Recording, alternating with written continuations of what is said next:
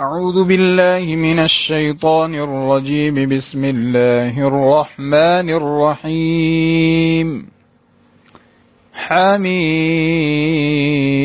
والكتاب المبين. إنا أنزلناه في ليلة مباركة إنا كنا منذرين فيها يفرق كل أمر حكيم أمرا من عندنا إنا كنا مرسلين رحمة من ربك إنه هو السميع العليم. رب السماوات والأرض وما بينهما إن كنتم موقنين لا إله إلا هو يحيي ويميت ربكم ورب آبائكم الأولين بل هم في شك يلعبون فارتقب يوم تأتي السماء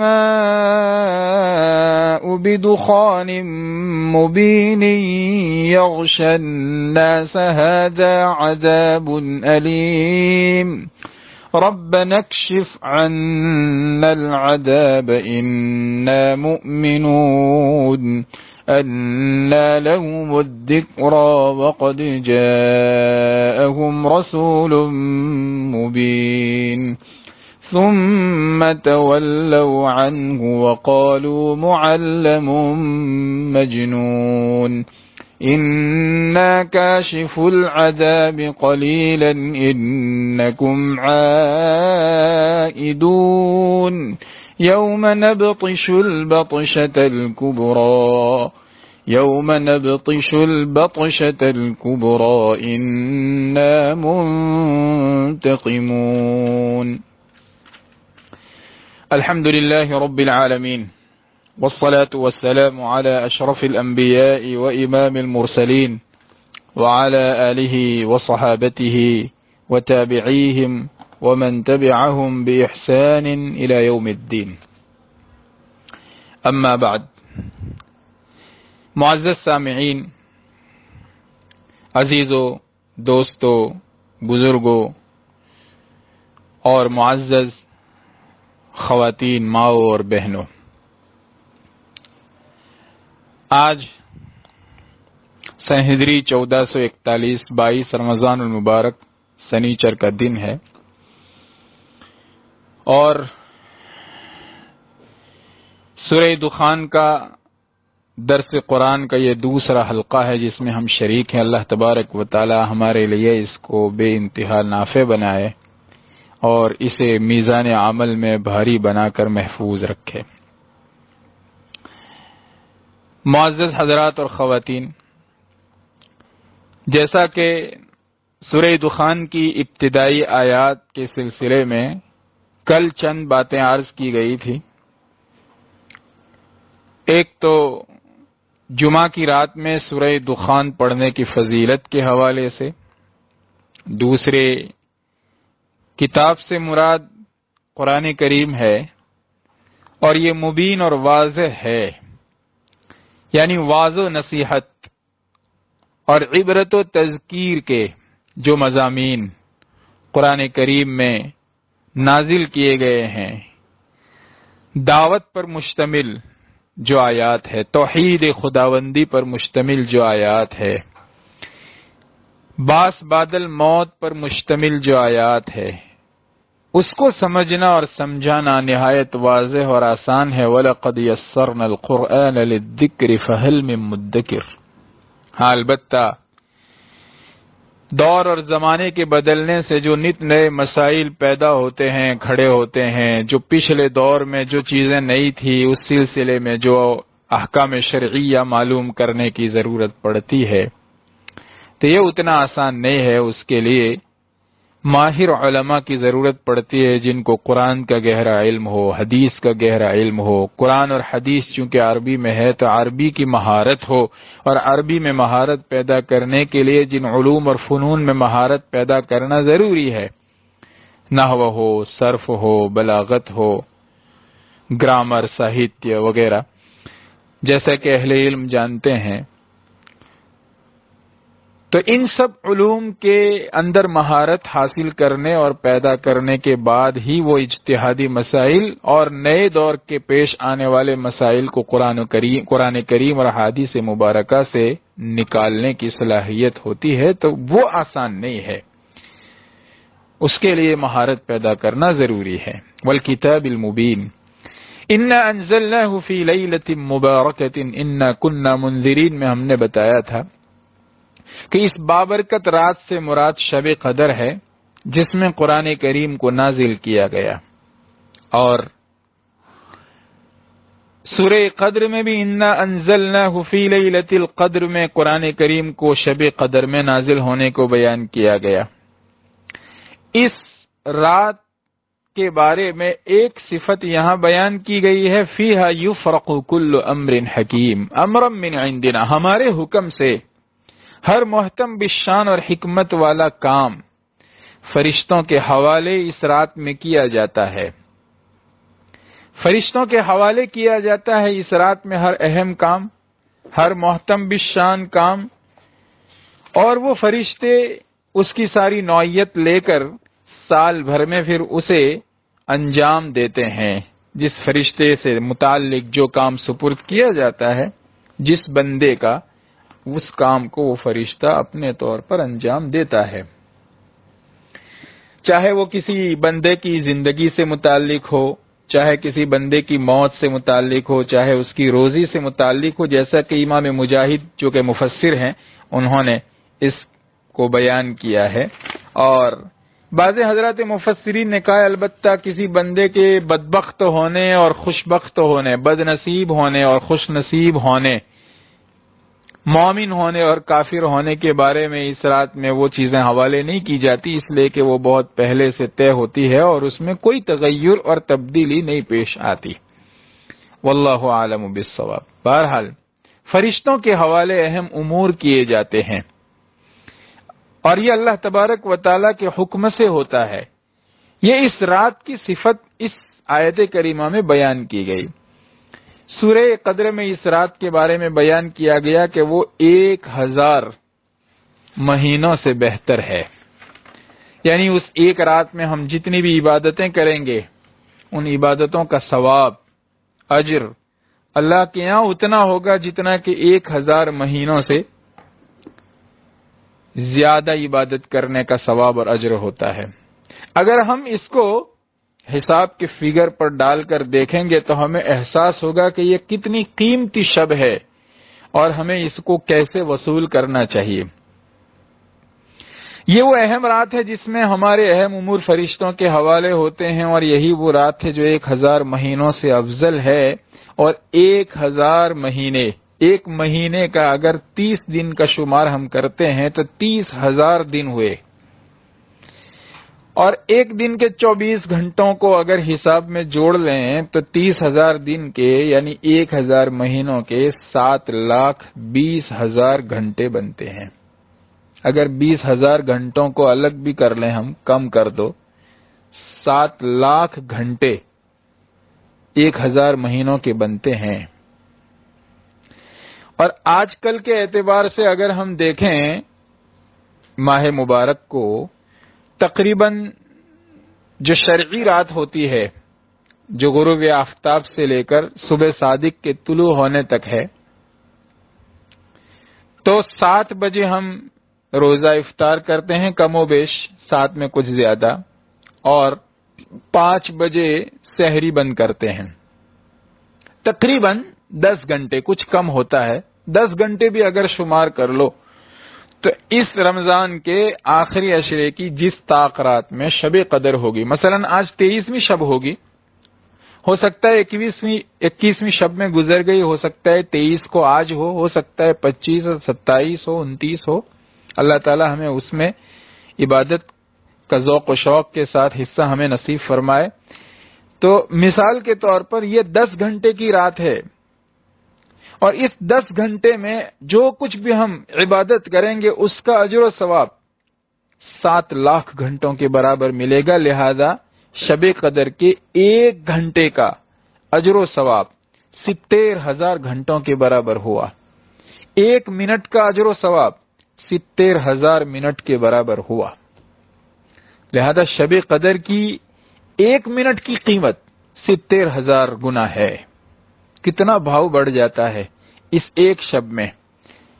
لہذا ہم 1 منٹ بھی ضائع نہ کریں اور جتنا بھی ہم سے ہو سکے اس میں مختلف عبادتوں سے اس رات کو بھرنے کی کوشش کریں اور کثرت سے زیادہ اللہم انک عفو تحب العفو فاعف عنا.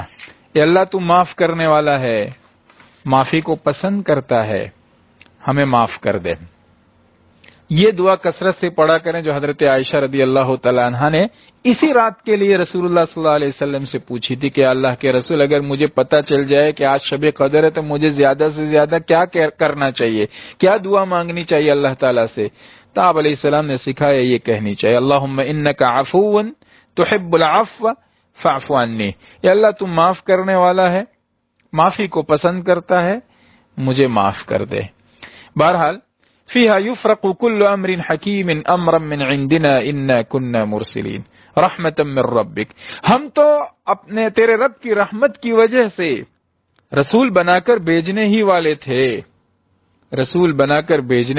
تھے اور آپ کے ذریعے یعنی محمد الرسول اللہ صلی اللہ علیہ وسلم کے ذریعے قرآن کریم کی صورت میں رسالت، پیغام اور میسج اللہ تعالیٰ نے اپنے بندوں تک بھیجا. تو یہ کتاب ہے، یہ رسالہ ہے، یہ قرآن کریم اللہ تبارک و تعالیٰ کا میسج ہے اور محمد صلی اللہ علیہ وسلم اللہ کے رسول ہے. اور یہ جو کچھ بھی آپ کو رسول بنا کر قرآن لے کر بھیجا گیا یہ رب تبارک و تعالیٰ کی رحمت کے نتیجے میں ہوا ہے، رب تبارک و تعالیٰ کی شفقت کے نتیجے میں ہوا ہے. یا پھر انا کننا مرسلین رحمتا من ربک. اس میں اگر رسول اللہ صلی اللہ علیہ وسلم کو رحمت کہا گیا ہے تو اس کی بھی گنجائش ہے وما ارسلناک الا رحمتا للعالمین انہ هو السمیع العلیم. یقینا اللہ تبارک و تعالیٰ سننے والا ہے، جاننے والا ہے. کون اللہ؟ آگے اللہ تبارک و تعالیٰ کی تعریف بیان کی گئی ہے دلائل قدرت کے ذریعے. رب السماوات والارض وما بینہما ان کنتم موقنین. آسمانوں کا رب ہے، زمین کا رب ہے اور آسمانوں اور زمینوں کے بیچ میں جو کچھ بھی ہے ان سب کا رب ہے اگر تمہیں یقین آئے تو. یہ اللہ تبارک و تعالی کی صفت بیان کی کہ وہ آسمانوں کا بھی رب ہے اور زمینوں کا بھی رب ہے اور آسمانوں اور زمینوں کے بیچ میں جو کچھ بھی ہے ان سب کا رب ہے. لہذا آسمان اور زمین کے بیچ میں کائنات کی جتنی جگہیں ہیں اس میں زمین بھی آ گئی. زمین میں جتنے ملک ہیں، جتنی بستیاں ہیں، جتنے شہر ہیں، جتنی حکومتیں ہیں، جتنی پولیس ہے، جتنی فوجیں ہیں، سب کچھ اللہ تبارک و تعالیٰ کے انڈر میں ہے، سب کچھ اللہ کی قدرت میں ہے، سب کچھ اللہ تبارک و تعالیٰ دیکھ رہے ہیں. اور یہ ہمارا یقین اور ایمان ہے. لا الہ الا هو یحیی و یمیت. اس اللہ کے علاوہ کوئی عبادت کے لائق نہیں. یہ توحید سکھائی کہ اس اللہ کے علاوہ کوئی عبادت کے لائق نہیں. آسمان اور زمین کے بیچ میں جو کچھ بھی ہے اس سب کا رب ہے، سب کو پالنے والا ہے. اس پالنے والے کے علاوہ عبادت کے لائق کوئی نہیں ہے. جو پالتا ہے وہی عبادت کے لائق ہوا کرتا ہے. یحیی و یمیت. وہی زندگی بخشتا ہے، وہی زندہ کرتا ہے اور وہی موت دینے والا ہے. کوئی آدمی، کوئی حکومت، کوئی فوج، کوئی دشمن نہ زندگی دے سکتا ہے اور نہ موت دے سکتا ہے. یہ سب کچھ اللہ تبارک و تعالیٰ کے ہاتھ میں ہے. اگر ہمارا ایمان اللہ تبارک و تعالیٰ کی ذات پر ہو جائے تو پھر اس زندگی کا مزہ ہی کچھ اور ہے، اندر کے سکون کا مزہ ہی کچھ اور ہے. اسی وجہ سے تو اللہ کے نبی صلی اللہ علیہ وسلم نے فرمایا کہ اگر سارے انسان جمع ہو جائیں، اگر سارے جنات جمع ہو جائیں، سب کچھ اکٹھے ہو کر اگر آپ کو کوئی خیر پہنچانا چاہیں تو وہ نہیں پہنچا سکتے، بس اتنی ہی پہنچا سکتے ہیں جتنی آپ کی تقدیر میں اللہ نے لکھ رکھی ہے، اور اگر آپ کو کوئی نقصان پہنچانا چاہیں تو وہ ذرے کے برابر بھی نقصان نہیں پہنچا سکتے مگر اتنی جتنی کہ اللہ تبارک و تعالیٰ نے وہ جتنا نقصان آپ کے لیے لکھ رکھا ہے۔ اللہ کی تقدیر اور اس کے قضاء و قدر کے فیصلوں ہی سے سب کچھ ہوتا ہے۔ ربکم ورب آبائکم الاولین، وہ تمہارا بھی رب ہے اور تم سے پہلے کے تمہارے باپ دادوں کا بھی رب ہے۔ بل ہم فی شک یلعبون، لیکن اس کے باوجود بھی یہ مشرکین جو ہے وہ شک شبے میں پڑے ہوئے ہیں اور اسی دھوکے میں کھلواڑ کر رہے ہیں۔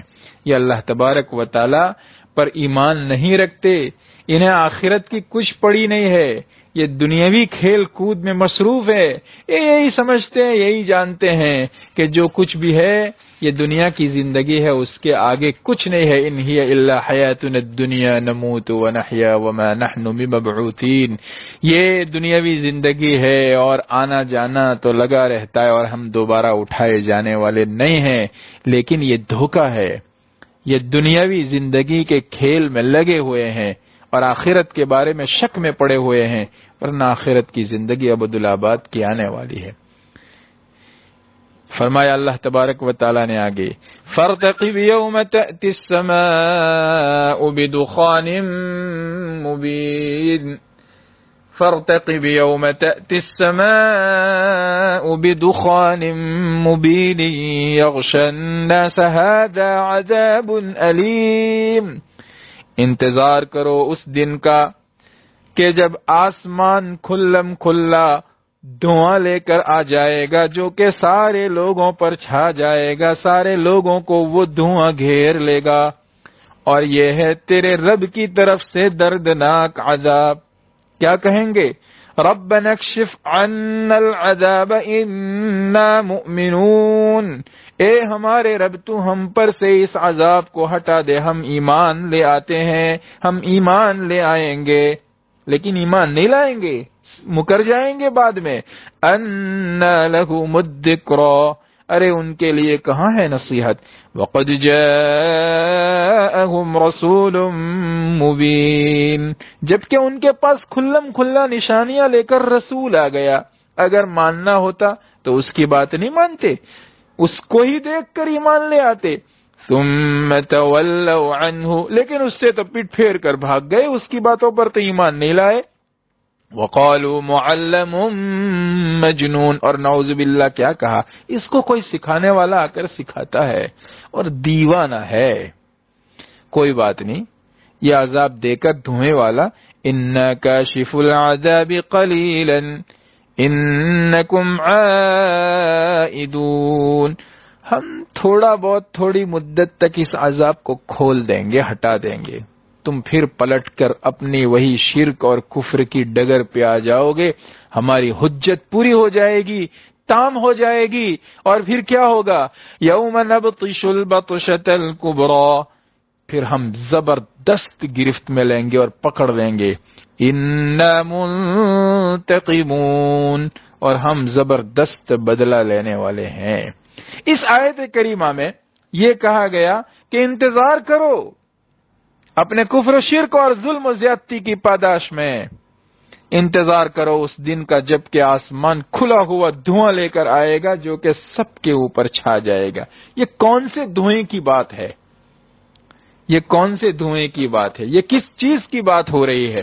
اس سلسلے میں حضرات مفسرین نے دو تفسیریں بیان کی ہے، اور یہ دو تفسیریں مفسرین اس لیے بیان کرتے ہیں کہ بالکل دور رسالت کے بعد ہی سے حضرات صحابہ کرام رضی اللہ تعالیٰ عنہم اجمعین کے درمیان الگ الگ تفسیر اس کی سمجھی گئی، لہذا اس کی دو تفسیریں سلف ہی سے نقل ہوتی چلی آ رہی ہے۔ ایک حضرت عبداللہ ابن مسعود رضی اللہ تعالیٰ عنہ سے، اور دوسری حضرت علی رضی اللہ تعالیٰ عنہ اور دوسرے صحابہ کرام رضی اللہ تعالیٰ عنہم اجمعین سے منقول ہے۔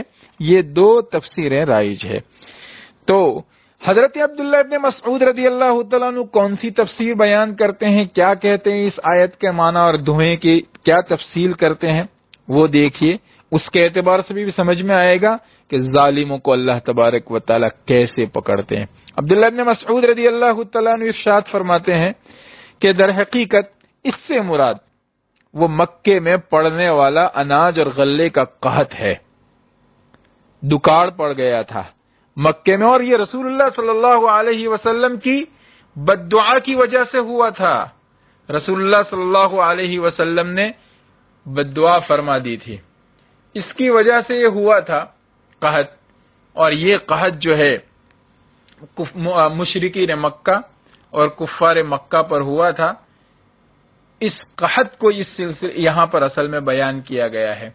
چنانچہ حضرت مسروق رحمت اللہ علیہ، بخاری شریف کی روایت ہے، فرماتے ہیں کہ ہم عبداللہ ابن مسعود رضی اللہ تعالیٰ عنہ کے پاس تھے، تو عبداللہ ابن مسعود رضی اللہ تعالیٰ عنہ نے ارشاد فرمایا کہ نبی کریم صلی اللہ علیہ وسلم نے جب دیکھا کہ یہ مکہ کے مشرکین ایمان نہیں لاتے، پریشانیوں کی پریشانیاں کھڑی کرتے ہیں، حالات پہ حالات سے دوچار کرتے ہیں اور ایمان لاتے ہیں نہیں، روگردانی کیے ہوئے ہیں، تو آپ نے بد دعا کر دی، اللہم سبع کسبع یوسف، یا اللہ یوسف علیہ السلام کے ساتھ کی طرح ساتھ ہو جائے، یعنی حضرت یوسف علیہ السلام کے دور میں جس طریقے سے مصر والوں پر 7 سال کا قحط ہو گیا تھا اور حالات ابتر ہونے والے تھے، وہ تو اچھا ہوا کہ حضرت یوسف علیہ السلام کی برکت سے اللہ تعالیٰ نے مصر والوں کو بچا لیا۔ یا اللہ مصر میں جو 7 سالوں کا قحط ہوا تھا، ایسے مکے والوں پر قحط نازل کر دے تاکہ ان کی کھٹیا کھڑی ہو جائے، ان کو سمجھ میں آ جائے۔ چنانچہ اللہ کے رسول صلی اللہ علیہ وسلم کی دعا کو اللہ تبارک و تعالیٰ نے سن لیا۔ اخذتهم سنة حصت كل شيء، بخاری شریف کی روایت میں ہے کہ ایک قحط آ گیا، پھر جس قحط نے سب کچھ جڑ سے ختم کر دیا، گھاس پھوس ختم ہو گئی، جانوروں کے لیے گھاس چارہ نہیں رہا، اناج اور غلہ ختم ہو گیا، سب کچھ ختم ہو گیا، لوگوں کے لیے کھانے کے لیے پریشانیاں کھڑی ہو گئی، جانور مر گئے، حتی اکل الجلود والمیتۃ والجیف، لوگوں نے چمڑے بھی کھا لیے، مردار کے چمڑے بھی ادھیڑ کر کھا لیے اور مردار بھی کھانے لگے، مرے ہوئے جانور بھی کھانے لگے، اور مسلسل بھوک کی شدت کی وجہ سے ينظر احدهم الى السماء، جب ان میں سے کوئی آسمان کی طرف نگاہ اٹھا کر دیکھتا مشرکین مکہ میں سے، فیر الدخان من الجوع، تو بھوک کی وجہ سے پھر ان کو دھواں دھواں نظر آتا تھا۔ فأتاہ ابو سفیان، تو رسول اللہ صلی اللہ علیہ وسلم کے پاس ابو سفیان آئے جو اس وقت ایمان نہیں لائے تھے، اور کہا یا محمد، رسول تو اب بھی نہیں کہا اس وقت، یا محمد، اے محمد، انک تأمر بطاعت اللہ وبصلۃ الرحم، آپ اللہ کی اطاعت و فرما برداری کا حکم دینے والے ہیں، آپ رشتہ داروں کے ساتھ اچھا سلوک کرنے کا حکم دیتے ہیں، توجہ دلاتے ہیں، اور ہم آپ کے بالآخر ایک خاندان کے ہونے کی وجہ سے رشتہ دار ہیں۔ وَإِنَّكَ قَوْمَكَ قَدْ هَلَكُوا، اور مکے میں آپ کی قوم قریش والے، آپ کے رشتے ناتے والے ہلاک و برباد ہو رہے ہیں، فَادْعُوا اللَّهَ لَهُمْ، تو ان کے لیے دعا کر دیجئے۔ بہرحال اللہ تبارک و تعالیٰ سے اللہ کے رسول صلی اللہ علیہ وسلم نے دعا کر دی، آپ تو شفقت کرنے والے تھے، رحم کرنے والے تھے۔ اللہ تعالیٰ نے اس کو فرمایا فَارْتَقِبْ يَوْمَ تَأْتِي السَّمَاءُ بِدُخَانٍ مُبِينٍ يَغْشَى النَّاسَ هَذَا عَذَابٌ أَلِيمٌ، یہ عذاب علیم ہے، یہ دھواں، یہ قحط سالی والا عذاب، یہ مراد ہے یہاں پر کہ لوگوں کو دھواں نظر آتا تھا، اور بہت شدید بھوک ہو تو اوپر دیکھتا ہے آدمی تو دھواں دھواں نظر آتا ہے، ہم کہتے ہیں نا کہ اندھیریاں چڑھے تھے، تو ایسے دھواں نظر آتا ہے۔ اس کو فرمایا، اور ربنا اکشف عنا العذاب انا مؤمنون، یہ ابو سفیان نے جو آ کر کہا کہ اس کو کھول دیا جائے، ہم ایمان لے آئیں گے، بعض حضرات نے تفسیری روایت میں نقل بھی کیا ہے کہ ابو سفیان نے ایمان کا بھی وعدہ کر دیا تھا، لیکن پھر مکر گئے، انا لهم الذکر وقد جاءهم رسول مبین ثم تولوا عنه وقالوا معلم مجنون، یہ عذاب پھر اللہ تبارک و تعالی نے اپنی شفقت سے رسول کی دعاؤں سے انا کاشف العذاب قلیلا کھول دیا، انکم عائدون، لیکن پھر وہی کفر و شرک پر پلٹ آئے، یوم نبطش البطشۃ الکبریٰ، پھر سخت گرفت فرمائی۔ حضرت عبداللہ ابن مسعود کی رائے یہ ہے کہ بدر کا دن مراد ہے، کہ دھواں والا وہ قحط سالی والا عذاب تو چلا گیا، پھر بدر کے دن اللہ تبارک و تعالیٰ نے ان مشرکین کو زبردست پکڑا اور ان مشرکین کو ایسا پکڑا کہ ان کے 70 آدمی قتل کر دیے گئے اور بدر کے کنویں میں پھینک دیے گئے قلیب بدر میں۔ اللہ تبارک و تعالی ڈھیل دیتے ہیں، موقع دیتے ہیں اور پھر جب پکڑتے ہیں یوم نبطش البطشۃ الکبریٰ انا منتقمون، ایسے پکڑتے ہیں اللہ تبارک و تعالی۔ تو ایک تفسیر اس کی یہ ہے جو حضرت عبداللہ ابن مسعود رضی اللہ تعالیٰ عنہ کی رائے ہے، اور دوسری تفسیر حضرت علی، حضرت عبداللہ ابن عباس رضی اللہ تعالیٰ عنہما، حضرت عبداللہ ابن عمر رضی اللہ تعالیٰ عنہما، حضرت ابو ہریرہ رضی اللہ تعالیٰ عنہ، ان سب صحابہ کی رائے ہے، اور انہی کی رائے کو بہت سارے مفسرین نے لیا ہے، اور وہ یہ ہے کہ یہاں دخان اور دھوئیں سے مراد قیامت کی وہ علامت ہے جو قیامت کے قریب قریب واقع ہونے والی ہے۔ قیامت کی یہ علامت ہے جو قیامت کے قریب قریب واقع ہونے والی ہے، اس وجہ سے کہ حدیثوں میں یہ تذکر آیا ہے۔ صحیح مسلم میں حضرت حذیفہ ابن اسید غفاری رضی اللہ تعالیٰ عنہ سے روایت ہے کہ رسول اللہ صلی اللہ حضرت مفتی شفیع صاحب رحمۃ اللہ علیہ نے معارف القرآن میں اس کو نقل فرمایا ہے کہ اللہ کے رسول صلی اللہ علیہ وسلم نے ایک اونچی جگہ سے ہم پر نظر فرمائی، ہم آپس میں علامات قیامت کے سلسلے میں تذکرہ کر رہے تھے، تو آپ علیہ الصلوۃ والسلام نے فرمایا کہ قیامت اس وقت تک قائم نہیں ہوگی جب تک تم 10 علامتیں نہ دیکھ لو۔ وہ 10 علامتیں کیا ہوگی؟ سورج مغرب سے طلوع ہوگا، جدھر ڈوبتا ہے ادھر سے واپس نکلے گا، 1۔ دخان یعنی دھواں، نمبر 2۔ دابہ یعنی زمین سے نکلنے والا جانور، نمبر 3۔ یاجوج اور ماجوج قوم نکلے گی، نمبر 4۔ عیسیٰ علیہ الصلوۃ والسلام آسمان سے اتریں گے، نمبر 5۔ دجال نکلے گا، نمبر 6۔ اور 3 خسف ہوں گے یعنی زمین اندر دھنس جائے گی، ایک مشرق میں یعنی پورب میں، ایک مغرب میں یعنی پچھم میں، اور تیسرے جزیرۃ العرب میں۔ اور یہ 3 9 اور 10ویں نمبر پر وہ آگ جو کہ قعر عدن سے نکلے گی، عدن جو یمن میں ہے، یمن کے اندرون سے ایک آگ نکلے گی اور لوگوں کو ہنکار کر لے چلے گی۔ ترتیب یہی نہیں ہوگی، یہ 10 چیزیں اس حدیث پاک میں جمع کر دی گئی ہے، آگے پیچھے ترتیب ہوگی۔ دوسری بات حدیثوں میں ترتیب بھی آئی ہے، یہاں ترتیب کا بیان مقصود نہیں ہے، 10 چیزوں کو اللہ کے رسول صلی اللہ علیہ وسلم نے ایک ساتھ جمع کر دیا ہے۔ حضرت مفتی شفیع صاحب رحمۃ اللہ علیہ نے ابن جریر کے حوالے سے ابو مالک اشعری رضی اللہ تعالیٰ عنہ کی ایک اور روایت نقل کی ہے کہ رسول اللہ صلی اللہ علیہ وسلم نے فرمایا کہ میں تمہیں 3 چیزوں سے ڈراتا ہوں، باخبر کرتا ہوں کہ آئندہ 3 چیزیں پیش آنے والی ہے۔ ایک دخان یعنی دھواں، کیا ہوگا؟ قیامت سے پہلے جو مومن کے لیے صرف ایک طرح کا زکام پیدا کرے گا، زکام پیدا ہوگا، سر خم، اور کافر کے تمام بدن میں بھر جائے گا، تمام بدن میں بھر جائے گا، یہاں تک کہ اس کے مسامات سے وہ دھواں نکلے گا، یعنی جو سوراخ بدن کی چمڑی کے اندر ہوتا ہے جہاں سے پسینہ نکلتا ہے، دھواں بدن کے اندر جا کر پھر اس مسامات سے، ان سوراخوں سے جہاں سے پسینہ نکلتا ہے، دھواں باہر نکلے گا، شریر نہ چھدرو۔ دوسری چیز جانور جو زمین سے نکلے گا، عجیب و غریب قسم کا ہوگا۔ اور تیسرے دجال۔ یہ ابن کثیر نے بھی اس حدیث کو، اس روایت کو نقل کیا، اس میں اسناد جید ہے۔ بہرحال تو اس جگہ دھوئیں سے مراد وہ دھواں ہے جو قیامت سے پہلے نکلنے والا ہے، مومن کو بھی اثر کرے گا، کافر کو بھی، لیکن مومن کو بس ایک زکام کی طرح اثر کرے گا اور کافر کے بدن کے اندر جا کر اس کو بے چین اور پریشان کر دے گا اور پھاڑ دے گا اس کے بدن کو۔ یہ مراد ہے۔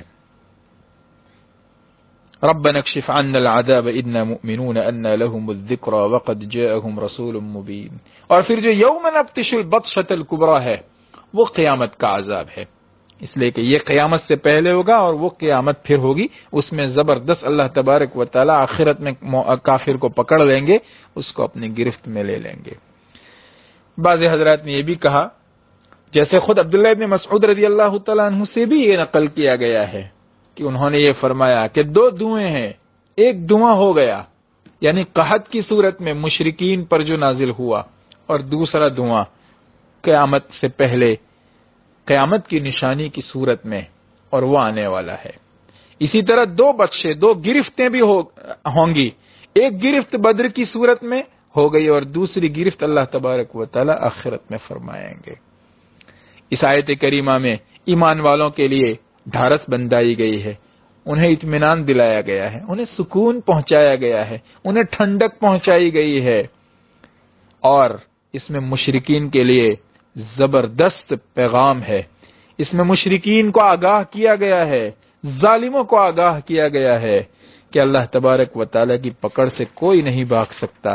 اللہ تبارک و تعالیٰ ہمیں سورہ دخان کی ان آیات سے نفع پہنچائے، اس درس قرآن سے نفع پہنچائے۔ آگے وَلَقَدْ فَتَنَّا قَبْلَهُمْ قَوْمَ فِرْعَوْنَ سے ایک مثال بیان کی جا رہی ہے کہ اللہ تبارک و تعالیٰ کسی قوم کو کیسے ڈھیل دیتے ہیں، فرعون اور فرعونیوں کو کیسے ڈھیل دی، اور پھر آخری لمحے تک کیسے لے کر چلتے ہیں، اور پھر کیسے دبوچتے اور کیسے پکڑتے ہیں۔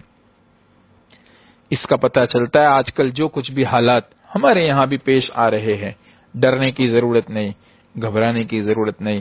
اللہ تبارک و تعالیٰ سے زیادہ سے زیادہ تعلق پیدا کیا جائے، رمضان کی ان ساعات کو وصول کیا جائے، اللہ کی عبادتوں میں اپنے آپ کو لگایا جائے، اللہ کو راضی کرنے کی کوشش کی جائے، اور زمینی لیول پر جو کچھ بھی کام ہم اللہ کے بندوں کے لیے کر سکتے ہیں ہر اعتبار سے ان کاموں کو کیا جائے۔ اللہ تبارک و تعالی انشاءاللہ اس کے اچھے نتائج دکھلائیں گے، اور اچھا انجام تو صرف ایمان والوں ہی کے لیے ہے۔ اللہ تبارک و تعالی ہمیں اس سے بے انتہا نفع پہنچائے۔ وآخر دعوانا ان الحمدللہ رب العالمین۔